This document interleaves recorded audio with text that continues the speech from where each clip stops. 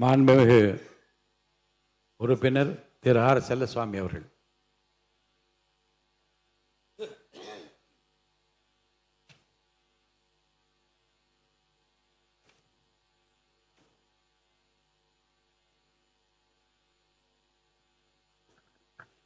பேரவைத் தலைவர் அவர்களே, மேகதாது அணை சம்பந்தமாக அந்த அணையை கட்டக்கூடாது என்று ஏற்கனவே உச்சநீதிமன்றமும் நடுவர் மன்றமும் ஏற்கனவே முடிவு செய்த பிறகும் அந்த அணையை கட்டியே தீர்வோம் என்று சொல்வதை ஒரு காலம் ஏற்க முடியாது என்று நம்முடைய இந்த சட்டமன்றமே முடிவு செய்திருக்கிறது.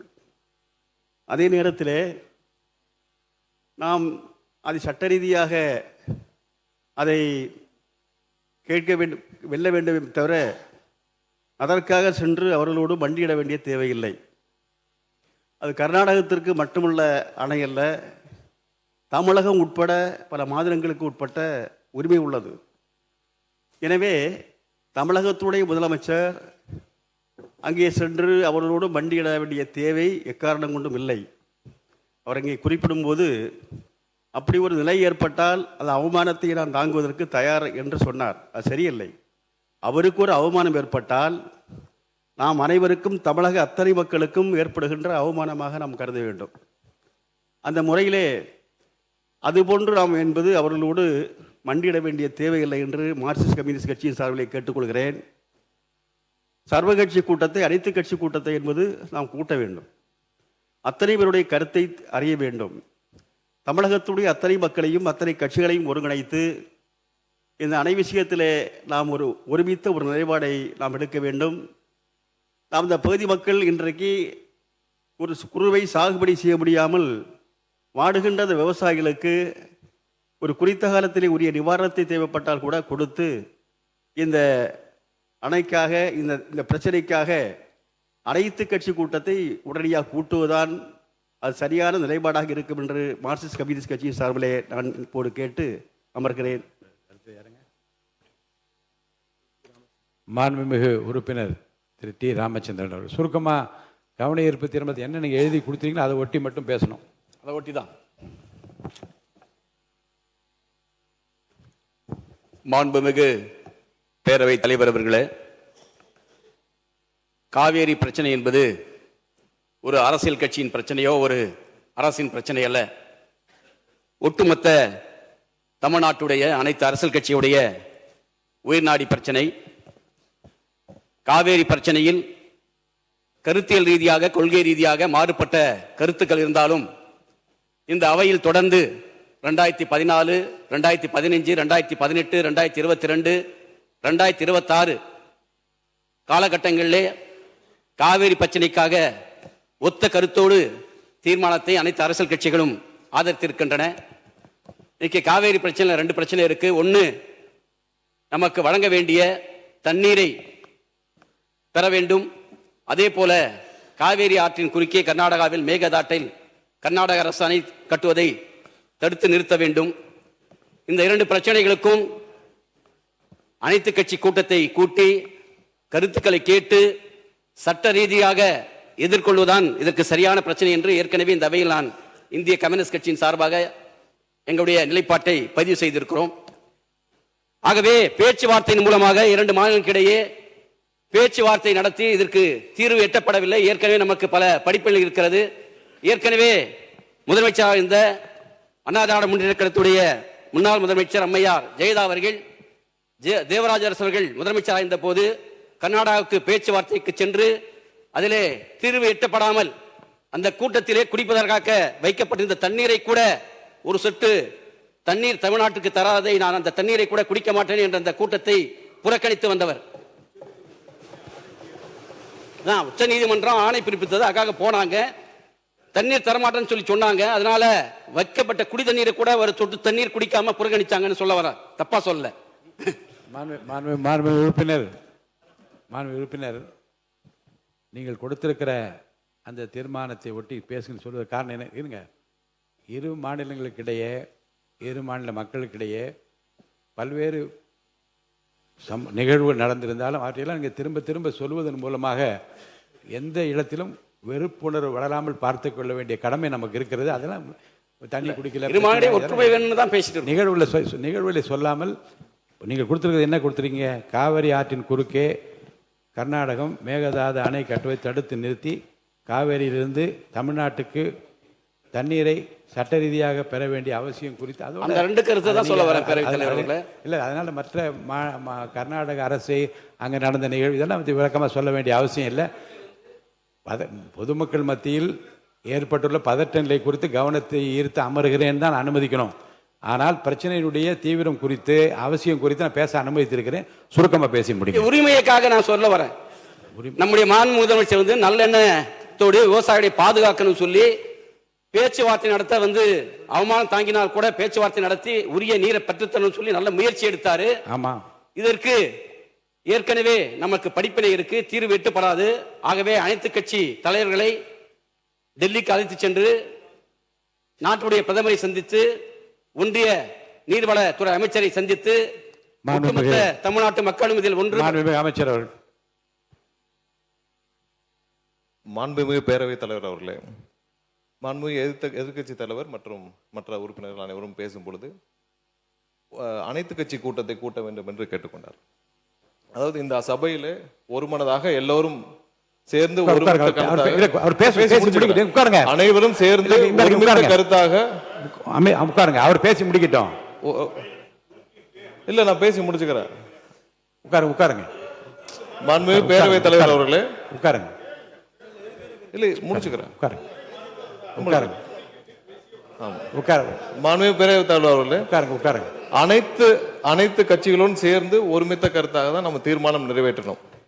அதை தாண்டியும் இப்பொழுது எதிர்க்கட்சி தலைவர் அவர்களும் மற்றவர்களும், முக்கியமாக எதிர்க்கட்சி தலைவர், அதாவது அனைத்து கட்சி கூட்டத்தை கூட்ட என்ன பயம்னு கேட்கிறார். 3 வருடங்களாக யாரை பார்த்தும் பயப்படாத எங்களுடைய தலைவர் இதுவரை எந்த பயமும் யாரை பார்த்தும் எந்த விதத்திலும் பயந்தது கிடையாது. 3 வருடமா நீங்களும் அதான் பார்த்துட்டு இருக்கீங்க. யாரை பார்த்தும் பயம் இல்லை. ஒரே ஒரு விஷயத்தை சொல்லிக்கிறோம். நாளை, அதாவது எங்களுடைய முதலமைச்சர் சார்பாக நாளை டீலிமிட்டேஷன், அதாவது முக்கியமான பிரச்சனை, இருங்க பேசிக்கிறேன், முக்கியமான பிரச்சனை டீலிமிட்டேஷன் சார்பாக அனைத்து எம்பிக்கள் கூட்டத்தை முதலமைச்சர் கூட்டியிருக்கிறார். அனைத்து எம்பிக்கள் பிரச்சனை குறித்து நாளை டீலிமிட்டேஷன் சார்பாக, தமிழக உரிமைக்காக முக்கியமான பிரச்சனை சார்பாக நாளை முதலமைச்சர் அனைத்து எம்பிக்கள் கூட்டத்தை கூட்டியிருக்கிறார். அதற்கு திமுக எம்பிக்கள் கலந்து கொள்வார்கள் என்பதை எதிர்க்கட்சியை தெரிவிக்குமாறு கேட்டுக்கொள்கிறேன்.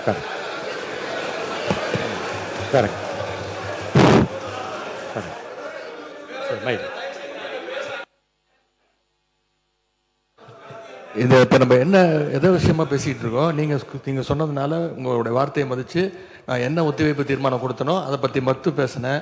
ஏன் தண்ணி வரல, எப்போ தண்ணி வரணும்னு கேட்குறேன். அனைத்து கட்சி கூட்டத்தை எப்போ கூட்டுவேன்னு கேட்குறேன். பயிர்க்கடன் தள்ளுபடி எப்போ பண்ணுவீங்கன்னு கேட்குறேன். அதுக்கு சம்மந்தமே இல்லாமல் நம்முடைய அமைச்சர் அவர்கள் வேறு ஏதோ திசை திருப்ப பார்க்குறாரு. இல்லை, மாண்புமிகு பள்ளிக்கல்வித்துறை அமைச்சர்,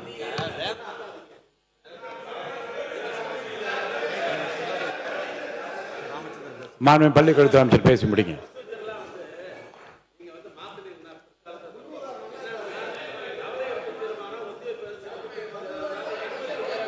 அதாவது இருங்க, ஒரு நிமிஷம் உட்காருங்க. நான் மாண்புமிகு உறுப்பினர் நீங்க ஒரு சீனியர், நீங்க உட்காருங்க. நீங்க ஒரு சீனியர் மெம்பர். நானே உங்களிடமிருந்து இந்த அவையை தெரிந்து கொள்ளட்டும், அல்லது நான் சொல்வதை விதியை அவையும் தெரிந்து கொள்ளட்டும்.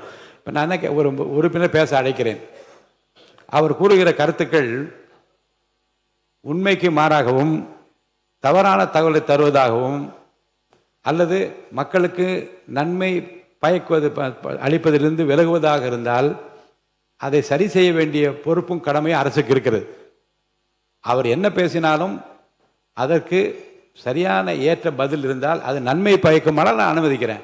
இப்போ அவர் மாண்புமிகு சட்டத்துறை அமைச்சர் இருங்க, மாண்புமிகு சட்டத்துறை அமைச்சர் ஸ்ட்ரைட்டாக அவர் சொல்ல விரும்புவது என்ன என்றால், அனைத்து கட்சி கூட்டம்னு சொல்கிறீங்க, நாடாளுமன்ற உறுப்பினர்லாம் கூட்டியிருக்காங்க, அதுக்கு நீங்களாம் வரணும்னு கேட்குறாரு. ஏன் சம்பந்தம்? அதாவது என்னென்னா முறை இல்லை இருங்க இருங்க இருங்க இருங்க இருங்க இருங்க மாண்புமிகு பள்ளிக்கல்வித்துறை நீங்க சொல்லுங்க, பதில் சொல்லுங்க.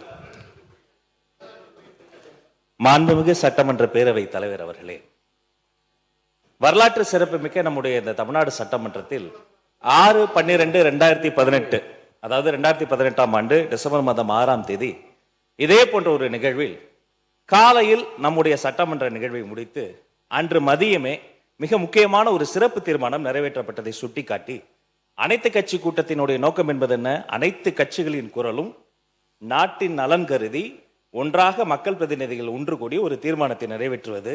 இங்கேயே அனைத்து கட்சியினுடைய பிரதிநிதிகளும் இருக்கிறார்கள். எப்படி 2018 அப்படி ஒரு தீர்மானம் நிறைவேற்றணுமோ அதே போல இப்போதும் கலந்து பேசி ஒரு சிறப்பு தீர்மானம் கூட நிறைவேற்றலாம். அது மட்டுமல்ல, அனைத்து கட்சி கூட்டம் எப்படி தமிழ்நாட்டு நலன் கருதி, தமிழர் நலன் கருதி, விவசாய பெருமக்கள் நலன் கருதி கூட்ட வேண்டும் என்று எதிர்க்கட்சி தோழர்கள் சொல்கிறார்களோ அதே தமிழ்நாட்டு நலன் கருதி, தமிழர் நலன் கருதி தான் நாளைய தினம் மாண்புமிகு முதலமைச்சர் ஒரு அனைத்து கட்சி கூட்டத்தை கூட்டியிருக்கிறார். இது சட்டமன்ற உறுப்பினர்களுக்கு, அது நாடாளுமன்ற உறுப்பினர்களுக்கு, அதே நாட்டு மக்கள் நலன் கருதி அவர்களும் வரணும். வருக வருகன் இருகரம் கூப்பி வரவேற்கிறோம். இதைதான் நாங்கள் சுட்டிக்காட்டுகிறோம் என்பதை மாண்புமிகு உறுப்பினர்கள் உங்கள் மூலமாக தெரியப்படுத்தும்.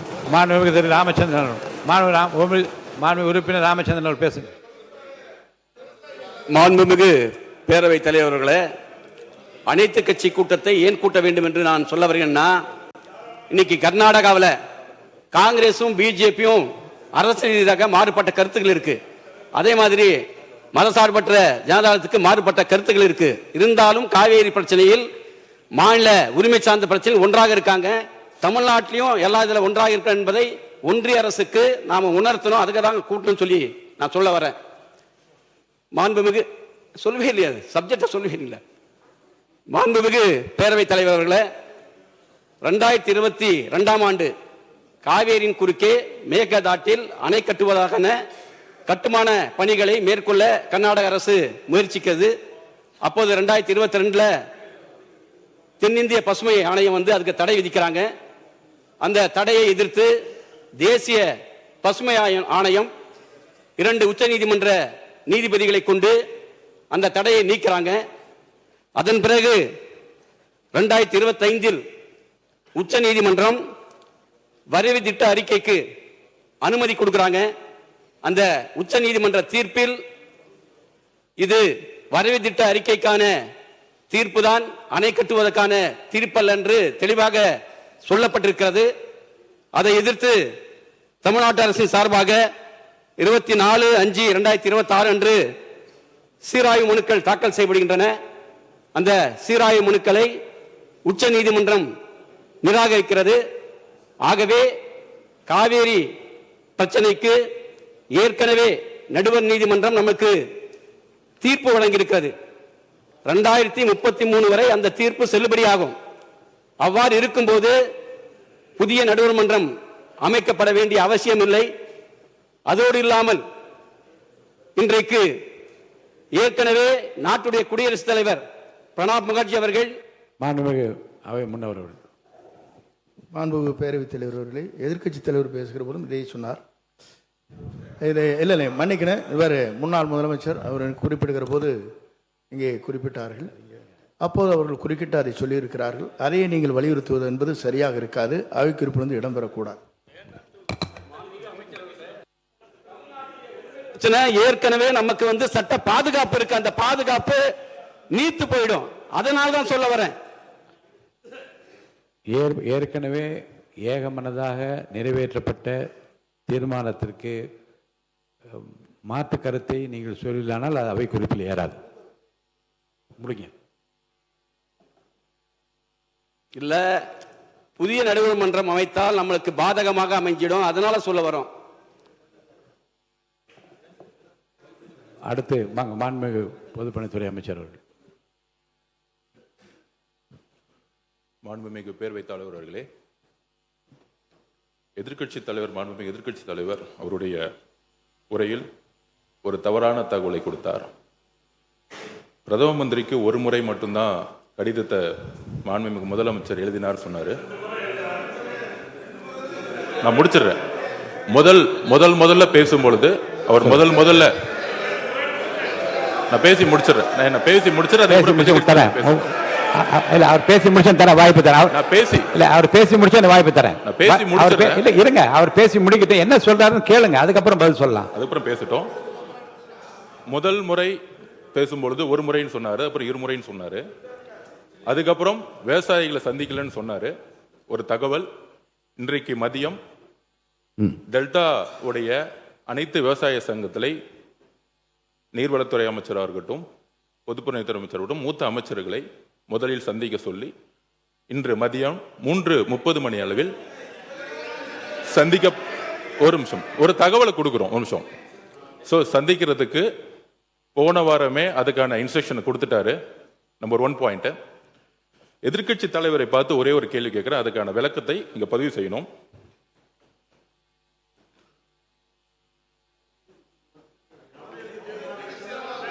கர்நாடக அரசு மேகதாது அணை கட்டுவதற்கான அதாவது என்ன கொஞ்சம் பேச விடுங்க. ஏன்னா எதிர்க்கட்சி தலைவர் கேட்டதுக்கு ஒரு பதில் மட்டும் நான் கேட்கணும். அவர்கிட்ட ஒரே ஒரு கேள்வி கேட்டுக்கிறேன்.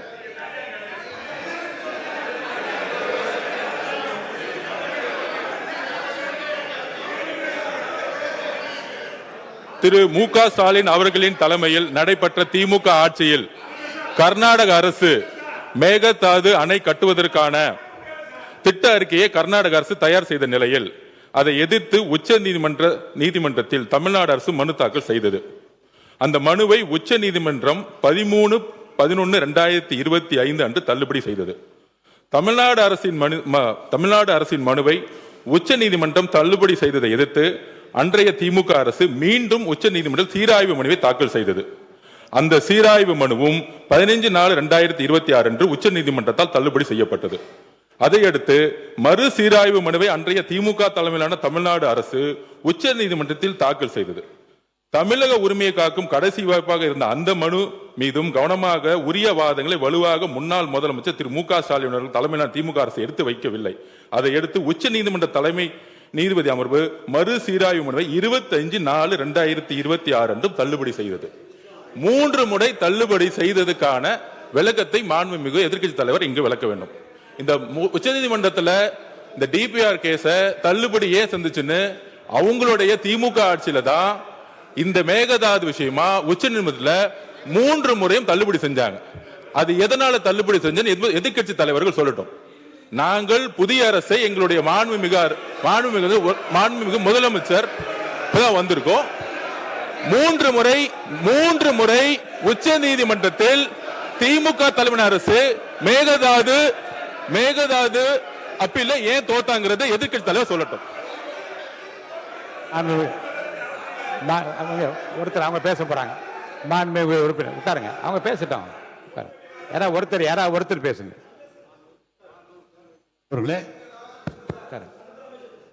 உச்ச நீதிமன்றத்தில் முதலிலே தீர்ப்பு தள்ளுபடி ஆகிறது. மீண்டும் சீராய்வு மனு போடப்பட்டது, அதுவும் தள்ளுபடி ஆகிறது. மீண்டும் சீராய்வு மனு மறு சீராய்வு போட்ட போது உச்சநீதிமன்றத்தை சொல்லி தள்ளுபடி அல்ல, நீங்கள் கொஞ்சம் அவகாசம் எடுத்துக்கொண்டு வர வேண்டும் என்று சொன்னார்களே தவிர முழுமையாக சொல்லவில்லை. ஒன்று. ரெண்டாவது, மாண்பு அமைச்சர் பெருமக்கள் முதலமைச்சரை புகழ்ந்து பேசுவது என்பது இயல்பு, அவர் பேசட்டும், அதெல்லாம் ஒன்று, எந்த விதமான மாறுபாடான கருத்து அல்ல. அவர் 3 ஆண்டு காலம் யாரை கண்டு பயப்பட வேண்டும் என்று சொல்லி முதலமைச்சரை குளிர்ப்பது இல்லை. அதை இங்கேருந்து ஒருத்தர் மாற்றி பேசி நீங்கள் யாரை பாராட்டுன்னு நினைக்கிறீங்களோ அது சண்டை வளர்க்குறதா இருக்குது. நீங்கள் நல்லபடியாக அந்த மேகதாது பிரச்சனையில் நம்முடைய ஒற்றுமையை பற்றி பேசுகிற போது இதுபோல் கருத்து மாறுபாடு தேவையில்லை என்னுடைய கருத்து. எனவே கழக அரசு நமது தளபதி முன்னாள் முதலமைச்சர் அவர்கள் மேகதாதை பற்றி ஒரு நாள் கூட தாமதம் செய்யாமல் அடுத்த நடவடிக்கைகள் எடுத்திருக்கிறார் என்பதுதான் வரலாறு. மாண்புமிகு உறுப்பினர் சௌமியா அன்புமணி அவர்கள் வாங்க. நிறைய பேசிட்டீங்க, நிறைய பேசிட்டீங்க. நீங்க கொடுத்து பாருங்க, நீங்க கொடுத்து பாருங்க, நீங்க கொடுத்து பெருமக்கள் பேசியிருக்காங்க, சட்டமன்றத்தில் பேசியிருக்காங்க. பாருங்க, தயவுசெய்து அமருங்க. பார்க்க வேண்டிய பொறுப்பு சபாநாயகருக்கு. காவிரி ஆற்றின் குறுக்கே கர்நாடகத்தில் மேகதாது அணை கட்டப்படுவதை குறித்து அதை தடுத்து நிறுத்த தமிழ்நாட்டுக்குரிய தண்ணீரை சட்ட ரீதியாக பெற வேண்டிய அவசியம் குறித்து நிறைய பேசிட்டீங்க. இது போதுமானது. மாண்பு உறுப்பினர் சௌமியா அன்புமணி அவர்கள் பேசிட்டு இருக்காங்க. ஒரு நிமிஷம், நான் முடிக்க போறேன். இல்லைங்க, முடிக்க போறீங்க. ஏற்கனவே ஏகமனதாக நிறைவேற்றப்பட்ட தீர்மானத்தை பற்றி நீங்க பேசுறீங்க. எப்படி நான் அனுமதிப்பேன் நினைக்கிறீங்க நீங்க? இல்ல, நான் பேசிட்டு இருக்கேன், குறுக்கீடுகள் இருக்கு, நீங்க குறுக்கீடுலாம் பார்க்கணும் இல்லையா? இல்ல, நீங்க பாருங்க.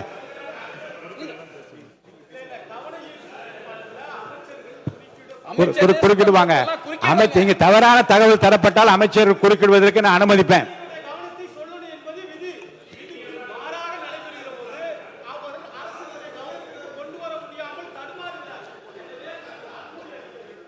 சுருக்கமா முடிங்க. மாண்புமிகு பேரவைத் தலைவர்களே, காவிரி மேலாண்மை ஆணையம் 3500 கன அடி வந்து ஒரு நாளைக்கு திறந்து விடணும்னு சொல்லி தீர்ப்பு வழங்கியிருக்கு. அதை கூட வழங்க கர்நாடகா வந்து மறுக்குது. இப்ப அங்க மழைப்பொழிவு அதிகமா இருப்பதால அணைகளாம் நிரம்பி இருக்கிறதுனால இன்னைக்கு 35,000 கன அடி தண்ணீர் வந்துட்டு இருக்கு. நம்ம குறுவை சாகுபடி செய்யணும்னா அதே மாதிரி நம்மளுக்கு வந்து 40 டிஎம்சி தண்ணீர் தேவைப்படுகிறது. இன்னைக்கு ஏற்கனவே குறுவை வந்து சாகுபடி வந்து இன்னைக்கு பயிர்கள்லாம் காஞ்சி போச்சு. ஆகவே உரிய நிவாரணம் ஒரு ஏக்கருக்கு 25,000 ரூபாய் கொடுக்கணும். அதே மாதிரி பார்த்தீங்கன்னா விவசாய தொழிலாளிகள் வந்து வாழ்வாதாரம் பாதிக்கப்பட்டிருக்கு. அவங்க குடும்ப அட்டைக்கு 5,000 ரூபாய் வழங்கணும் சொல்லி இந்திய கம்யூனிஸ்ட் கட்சியின் சார்பாக அரசின் கவனத்தை ஈர்த்து அமர்கிறேன். நன்றி, வணக்கம்.